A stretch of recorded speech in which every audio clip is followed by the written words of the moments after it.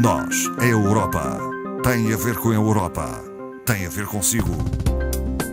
À sexta, uma reflexão sobre a atualidade europeia.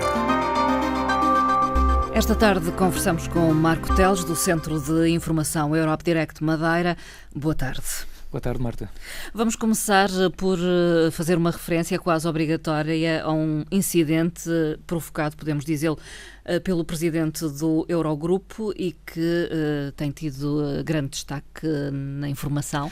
É verdade, foi não sei se podemos chamar de incidente, mas de facto as afirmações do senhor presidente do Eurogrupo de facto apanharam toda a gente de surpresa e desse ponto de vista eu creio que toda a Europa esteve unida na crítica àquele tipo de comentário que foi completamente despropositado e obviamente estamos aqui a ser simpáticos até na análise daquilo que foi feito e ainda para cúmulo da situação, efetivamente não houve aqui propriamente um pedido de desculpas formais sobre sobre o que o senhor quereria ter dito e não disse.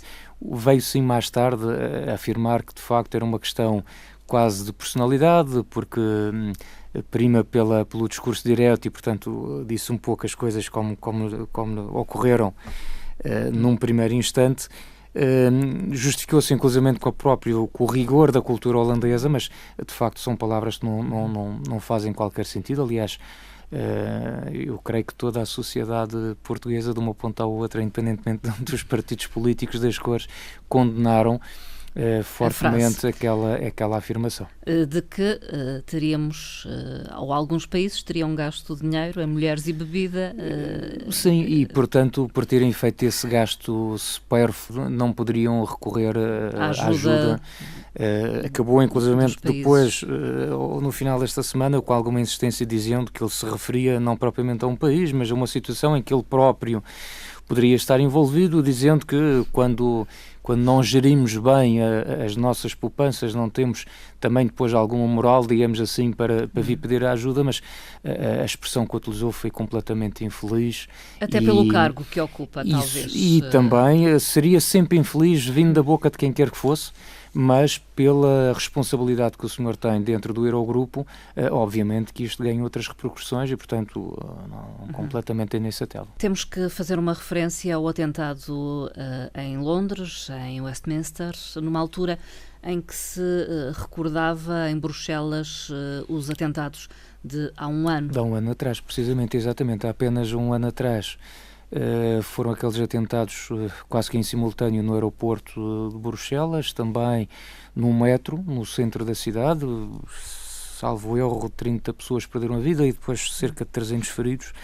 E, portanto, nesta altura de prestar homenagem a essas pessoas, temos esta situação também absolutamente infeliz, em pleno coração da capital inglesa, onde alguém pega simplesmente num automóvel, veio-se a saber alugado numa localidade ali próximo, e portanto em pleno centro da cidade provoca os danos que provocou.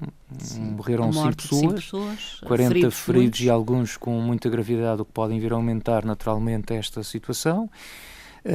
Entretanto invade ou tenta entrar pelo Parlamento, é abatido depois também de ter provocado mais uma morte de um segurança lá no Parlamento e, portanto, isto volta a colocar aquela questão do problema da insegurança nos países e, sobretudo, volta a colocar aquele tema do chamado, não sei se a expressão é feliz ou não, mas do terrorismo low cost, isto é... Sim. O lobo solitário, a atuação de um homem de um homem solitário, mas tendo por trás, aliás, que é radicalizado. O Estado Islâmico veio já assumir a responsabilidade. Mas também pode ser algo oportunista ou não? Reivindicar como atentado aquela ação. Se calhar pode acontecer essa situação, mas o que eu acho que realmente preocupa cá é, eu percebo toda esta preocupação que tínhamos hoje em dia e é importante manter essa preocupação, que é de unir os serviços de inteligência dos diversos Estados-membros. A forma de combater o terrorismo é cada vez mais complexa e depois o que se verifica é que não é preciso grande engenho, nem nenhum plano extraordinário para fazer grandes prejuízos em qualquer cidade, em qualquer ponto da União Europeia. E semear o receio e o medo. E obviamente semear o receio, nós estamos a falar de alguém que pega numa viatura e obviamente quantas viaturas circulam no centro de uma capital londrina ou parisiense ou quer que seja. Portanto, os instrumentos à disposição destas pessoas mal intencionadas são mais do que muitos, e isto acresce, isto traz de facto uma dificuldade acrescida na forma como se tenta combater ou prevenir este tipo de situação. Torna de facto o processo muito mais complicado, sem dúvida.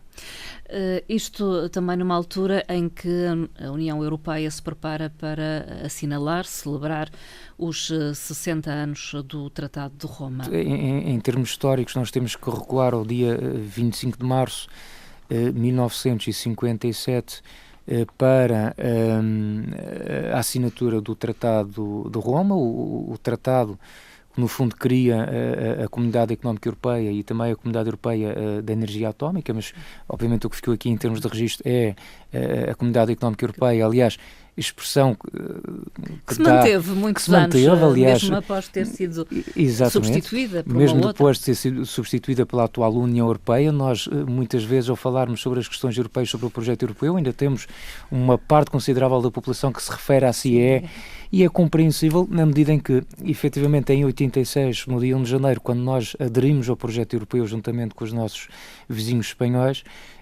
efetivamente na altura o que nós tínhamos era CIE, e portanto essa sigla perdurou, ficou, e ainda hoje se faz essa referência. Mas estes 60 anos, que não se irá celebrar apenas oficialmente amanhã, mas tem sido alvo de uma série de celebrações já ao longo deste ano, mas efetivamente é uma altura, estas datas simbólicas são datas muito interessantes para nós fazermos balanços. A mim parece-me óbvio que, olhando para trás em 60 anos, nós, se olharmos à generalidade dos indicadores, estamos muito melhor do que estávamos há 60 anos atrás. É fácil esquecer, mas nós, na altura da década de 50, nós tínhamos saído de uma Segunda Guerra Mundial, 60 milhões de pessoas terão perdido a vida, uma Europa completamente destornada, completamente destruída, onde os Estados Unidos se afirmam por um lado, a União Soviética por outro. Portanto, problemas até do ponto de vista alimentar, até isso havia dentro da União Europeia, e hoje, curiosamente, diariamente atravessam as fronteiras internas da União Europeia cerca de 1,7 milhões de europeus nos mesmos territórios onde se derramou sangue, onde se travaram batalhas, onde morreram pessoas, não é? E portanto, isto é um espaço de paz. Não é esquecer que o que está na origem do projeto europeu, ainda antes do Tratado de Roma, nós tivemos a criação da chamada Comunidade Económica do Carvão e do Aço, pela proposta de um dos arquitetos, digamos assim, do projeto europeu, o Sr. Robert Schuman, e obviamente com o seu amigo Jean Monnet, de que se fala um pouco menos, mas foram os dois em conjunto de facto idealizaram este projeto, mas que era um projeto de paz, e portanto esse terá que continuar sempre a ser, e não convém esquecer, um objetivo fundamental desta União Europeia. Mas isto para dizer que deveríamos estar a olhar não apenas para a questão do passado e ver aquilo que se conseguia alcançar, e alcançamos muito, na minha opinião. Obviamente nem tudo correu bem ao longo deste processo, mas sempre tendo em conta uma segunda etapa, que é perspectivar o futuro. E o futuro se calhar não é tão positivo. Mas também não será tão negro quanto às vezes se refere, porque se nós efetivamente formos analisar, por exemplo, os resultados do Eurobarómetro, em que se tenta saber a opinião dos europeus em relação ao futuro, efetivamente a generalidade dos europeus, e é curioso, no caso português isto representa cerca de 50%, aliás o valor, um dos valores mais altos em toda a União Europeia. Eles têm uma imagem positiva da União Europeia. Nós temos um sentido de pertença, que no caso português, um sentido de pertença à União Europeia e sentirmos cidadãos europeus, que ronda, no caso português, 79%, um valor que até inclusivamente é superior à média europeia. E temos também 54% dos portugueses, neste caso, a afirmarem-se otimistas em relação ao futuro. E, curiosamente, há aqui um aspecto interessante, que é, sabemos que uma das grandes preocupações dos portugueses neste momento é a situação do desemprego. Não é uma preocupação partilhada por todos os Estados-membros. Se nós formos, por exemplo, uma Alemanha, obviamente não é o desemprego que está na cabeça das prioridades, mas é a questão das migrações, a questão dos refugiados. Portanto, isto é variável de Estado-membro para Estado-membro.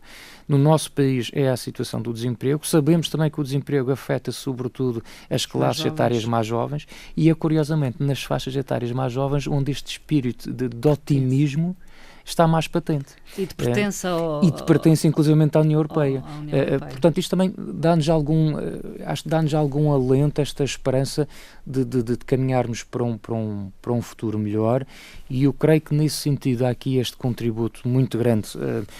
Tem sido criticado em diversos setores. Eu acho que é um aspecto, foi aqui uma tomada de posição inteligente e de facto que irá representar um grande contributo, espero, que foi a apresentação do livro branco por parte da Comissão Europeia. Sim. Eu já li críticas do tipo, bom, isto foi colocado agora uma espécie de catálogo sobre que futuro a escolher. Sim. Não é isso que está em causa, porque de facto os 5 cenários que constam do livro branco sobre o futuro da União Europeia são para serem debatidos. São ilustrativos, não são opções políticas, não está ali, nenhum deles representa uma opção já tomada em relação ao futuro da União Europeia. São possibilidades. São propostas, são possibilidades. E, aliás, tanto é que há o compromisso da própria Comissão Europeia de, nos próximos meses, produzir um conjunto de documentos de reflexão, de suporte e de apoio, no fundo, a este livro branco, relacionados com áreas específicas, como seja a dimensão social, a questão ambiental, a questão da segurança, portanto, isso vai contribuir naturalmente para esse esclarecimento. E considera que os cidadãos serão chamados a pronunciar-se sobre estas várias possibilidades que são apontadas no livro branco? A proposta da Comissão, a sugestão da Comissão vai exatamente nesse sentido, que é, do ponto de vista formal e institucional, é óbvio que a Comissão Europeia vai tentar, junto dos Parlamentos Nacionais, discutir esta questão das opções dos livros, do livro branco, mas também é feito este pedido para que a sociedade civil se mobilize em torno da discussão, porque eu acho que isto é fundamental. Quer dizer, numa altura em que um dos grandes, se calhar, problemas das questões europeias tem a ver com o afastamento dos cidadãos. Quer dizer, as pessoas não se envolvem muitas das vezes com os assuntos europeus, acham que as instituições europeias estão tão distantes, não se identificam com o tipo de discurso político ou com o discurso técnico que se faz à volta das questões europeias e se calhar querem participar mais. A minha maneira de ver as coisas, nós não podemos simplesmente dizer que somos europeus, bom, somos portugueses, somos europeus, mas dizer que somos europeus representa o quê? Bom, se calhar também representa o nosso dever de nos inteirarmos de alguma forma destes assuntos e também tentarmos dar os nossos contributos à medida das nossas possibilidades. E obviamente que aí nós esperamos que, inclusivamente, por exemplo, o caso do próprio Centro Europa Direct Madeira, nós vamos tentar também, de alguma forma, trazer esta discussão do livro branco sobre o futuro da União Europeia à sociedade civil e tentar reunir com pessoas, de cidadãos comuns, de pessoas ligadas, obviamente, aos centros académicos especialistas nessa área, para tentar debater, porque neste momento qualquer cenário é possível. É possível. A Europa a 2 velocidades... E não sei se são 2, isso é uma coisa, sabe que a Europa a 2 velocidades já se reclamava desta questão, essa expressão, a célebre expressão... Mas é um dos cenários, entre outros. Não é bem um cenário, mas falava-se já disso em 86 quando nós entramos. Eu acho quase utópico nós pensarmos numa União Europeia a 28 em que todos estaríamos de níveis de desenvolvimento exatamente iguais. É muito, muito complicado. Já não é assim nos dias de hoje. Já não é assim nos dias de hoje e um dos cenários não se chama propriamente uma Europa a 2 velocidades, chama-lhe agora, a expressão, acho piada também a questão do termo, lá está, complicamos às vezes o discurso criando termos técnicos complicados, que é uma Europa de geometria variável. Bom, a geometria variável, na verdade, quer dizer o que a Marta disse bem, uma Europa que poderá ser a 2, a 3, 4, 5 velocidades. Exatamente. No fundo, o que a Comissão diz é, bom, então vamos lá nos entender ou deixamos tudo exatamente como está. Nós continuamos neste caminho que já foi assumido até agora e que nos levou, para bem ou para mal, onde nós chegamos. Vamos apenas nos concentrar então naquilo que é realmente importante, tipo mercado único, e deixamos cair os outros domínios de intervenção da própria Comissão. É uma possibilidade. Vamos fazer menos, vamos optar por escolher 1, 2, 3 áreas, mas as poucas áreas que nós vamos optar, vamos avançar rapidamente nessa matéria, ou então a tal geometria variável, quer dizer, bom, quem quiser fazer mais, que faça mais, e então aí os Estados-membros poderão se unir a haver acordos bilaterais no sentido de numa determinada área, sei lá, numa área da energia, numa área dos transportes, da computação, enfim, numa área específica, tentar avançar mais rapidamente. Obviamente que isto depois temos que pensar nas consequências que isso irá trazer. E o último cenário, que é traduzido por miúdos, que é o cenário federalista, de nós avançarmos ainda mais na integração europeia e concedermos às instituições europeias ainda mais poder do que aquelas que têm, perdendo, obviamente, parte desse poder para os Estados-nação, parte da soberania, se quisermos dizer assim. Se calhar, se as coisas não estão bem, é sinal que temos que fazer alguma coisa, e o fazer alguma coisa é ter a coragem de adotar uma nova postura perante os problemas. Uma ideia final, 60 anos depois do Tratado de Roma, na verdade, ao que parece, neste momento a Europa não é um dado adquirido, até pelo abandono do Reino Unido. É verdade, nós habituamos na história destes 60 anos a ver uma linha em crescimento, passamos de 6 países fundadores até chegarmos aos 28 e depois agora, na altura dos 60 anos, entramos no nosso primeiro divórcio, não é? Mas, como já alguém disse, a União Europeia foi desenhada como se de um veleiro tratasse, ou seja, foi uma espécie de barco a pensar em ventos favoráveis. Eu diria que, como os casamentos, Marta, sim, nós não pensamos naquilo que de mal acontece, pensamos que tudo vai correr bem, que a família vai crescer, não é? Mas há crises. Quando aparecem as crises, às vezes são difíceis de superar, às vezes levam mesmo aos tais divórcios, às separações. Nós estamos neste momento a assistir a uma situação em que não foi possível continuar com aquele parceiro que toda a gente valorizava, que é o Reino Unido, e de facto o Sr. Juncker veio afirmar, numa altura em que apresentou o livro branco, esta frase que acho fantástica, que é: a Europa não é um dado adquirido, é de facto uma constatação, mas é bom relembrar, e ele vai mais longe dizendo que a Europa sempre foi e continuará a ser uma opção, uma escolha. Portanto, os restantes 27 Estados-membros pronunciem-se lá, digam lá se não gostam desta Europa ou o que é que querem para o futuro. Marco Teles, muito obrigada. Até à próxima conversa. Até uma próxima então. Obrigado.